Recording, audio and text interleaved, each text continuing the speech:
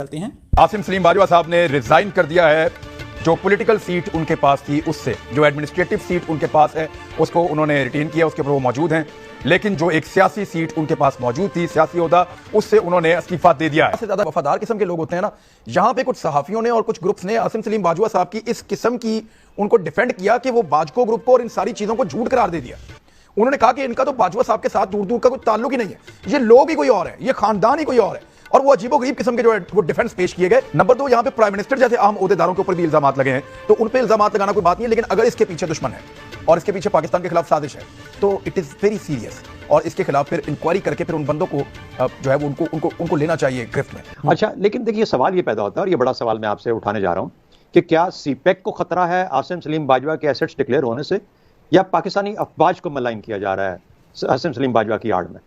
इन दो सवालों के में से कोई जो जवाब है, अगर हम उसको तलाश कर पाएं तो फिर हम इसका डिजाइन, इसकी डिटेल, इसका तरीका, हर एक चीज को पहुंच जाएंगे। आसिम सलीम बाजवा का नाम सीपेक नहीं है, उसका नाम lieutenant general retired Asim Salim Bajwa है, और उस तरह के बहुत सारे लेफ्टिनेंट जनरल रिटायर्ड हमारे पास मौजूद है। तो एक आसिम सलीम बाजवा सीपेक की वो कोई वो नहीं है, उसका गारंटी नहीं है। We will have one more general come and sit, अगर जर्नैल ही वहां पे लगाना है, अगर जर्नैल लगाना है, वरना बहुत सारे लोग और भी लग सकते हैं सीपेक को चलाने में, तो कोई इतनी बड़ी बात नहीं है। लेकिन मेरा ख्याल यह है कि खतरा यह है कि असल में आसिम सलीम बाजवा की आड़ में पाकिस्तानी अफवाज को मलाइन करने की अटेम्प्ट और कोशिश है। ये मेजर गौरव जो भी उसका नाम है वो वहां बैठा कर रहा है, अजीत दोवल कर रहा है, कौन उसका आड़लाकार बना है, यहाँ पे कौन उसको हवा देता है, किस तरीके से हवा देता है। अगर हमारे सामने लोग हैं, हम नाम नहीं लेंगे, लेकिन ये खेल खेला जा रहा है।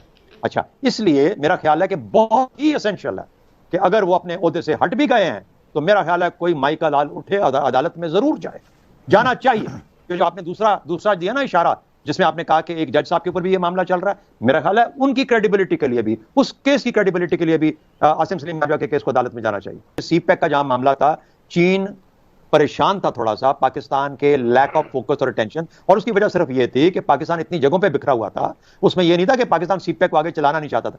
उनको गारंटी ये चाहिए फौज की। कि जो बात मैंने अपने पहले हिस्से में की थी, उसका इशारा बिल्कुल उसी तरफ था कि चूंकि अमेरिका, भारत, इजराइल इनको मरोड़ उठते हैं, न सिर्फ सीपेक के बारे में बल्कि पाकिस्तान की आर्मी के बारे में, पाकिस्तानी फौज को जलील करने की उनकी तरफ से बहुत सी कोशिशें पहले भी हो चुकी हैं। वो तो कौम का एतमाद समझ लीजिए, या हमारे अफवाज जो है उनकी रेपुटेशन समझ लीजिए कि उसमें बचत होती रही। लेकिन ये कोशिश भी बिल्कुल मैं मुत्तफिक हूँ 100% शहजाद चौधरी साहब के साथ कि कहीं ऐसा तो नहीं है कि हमारी फौज को मलाइन करने के लिए आसिम सलीम बाजवा को टारगेट किया गया है। तो ये बिल्कुल देखना पड़ेगा मेरे ख्याल से, इससे पहले कि हम ओवर रिएक्ट करें और इसको आसमान पे गुड्डी की तरह से चढ़ा दें। इन सारे अवामिल पर गौर करने के बाद ही मेरे ख्याल से फर्दर प्रोसीडिंग होनी चाहिए, चाहे वो अदालत में हो, चाहे हुकूमती सतह के ऊपर किसी ट्राइब्यूनल या किसी कमीशन के हवाले से हो। लेकिन ये अवामिल जो है, ये अनासर जो है, इनको आप नजरअंदाज नहीं कर सकते। और दूसरी बात यह है कि इमरान खान साहब को कतन डिफेंसिव पर जाने की जरूरत नहीं है। अगर वो समझते हैं कि ये कैंपेन है, अगर वो समझते हैं कि फौज को मिलाइन करने की एक साजिश है, इसलिए कि फौज बहुत बड़ा गारंटर है इस सीपेक के मंसूबे का, इसको तबाह करने के लिए सारी कुव्वतें लगी हुई हैं, चाहे वो अमेरिका, चाहे इजराइल है, बरतानिया है, IMF है, वर्ल्ड बैंक है, सब इसके पीछे पड़े हुए हैं। लिहाजा उन्हें किसी सूरत भी इस प्रेशर में नहीं आना चाहिए। खान साहब के लिए बहुत मुश्किल नहीं हो जाएगा कि क्योंकि इस्तीफा उन्होंने दे दिया, अगर वो एक्सेप्ट ना करेंगे तो वही मरियम नवाज और वही शहबाज शरीफ यहाँ पे इस पॉलिटिक्स में कहेंगे, देखा ना, हम कहते थे इमरान खान को इदारे लेकर आए, इन्होंने नूरा कुश्ती की है, उन्होंने इस्तीफा दिया झूठ मूठ का और खान ने एक्सेप्ट नहीं किया, ये इनकी मिली भगत थी। यानी पॉलिटिक्स तो बड़ी डर्टी चीज है, वो इसके ऊपर मजीद वो मड स्लाइडिंग करेंगे। देखिए, पॉलिटिक्स वो एक पॉलिटिक्स है जो कि पार्टीज आपस में करती हैं। अगर हम उसको सियासत कहते हैं तो फिर तो हम उस सियासत से दूर हट जाते हैं जो कि उसका असल माना है। अच्छा, और असल मानवी लिहाज से जो सियासत है वो तो आपके मुल्क की सियासत है, आपकी रीजनल सियासत है, जियोपॉलिटिकल सियासत है। मेरे ख्याल में वहां पर तो कम से कम इन पार्टीज को इस किस्म की जो लोकल अपनी डोमेस्टिक पॉलिटिक्स है उसमें इंडल्ज नहीं करना चाहिए। देखिए, बात यह है कि उन्होंने 4-5 सफ़ों के अंदर अपना जवाब दिया है।